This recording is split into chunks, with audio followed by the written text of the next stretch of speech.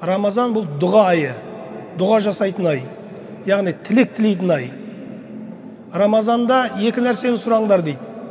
Бірі жәннатты сұраңдар Алладан, екінші тозақтан құтылуды сұраңдар дейді.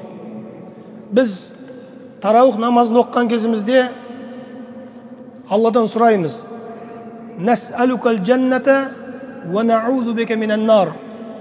Алла Тағала, біз сенен жәннатты сұраймыз және тозақтан құтқаруыңды сұраймыз дейміз. Біздің ата-бабаларымыздың кереметтілігі осы хадисті әр күні орындаған. Байқасаңыздар, көп елдерде таспих тарауихтың арасында айтылмайды. Орта Азияда айтылады, басқа жерлерде көп жерлерде айтыла бермейді. Соның бірі Қазақстанда. Әр таспих дейміз ғой, әр 4 ракаттан кейін таспих айтылады, яғни жаңағы дұғалар жасалады. Пайғамбарымыз саллаллаху алейхи вассаламның сүннеттерін біздің ата-бабаларымыз неке осылай орындаған.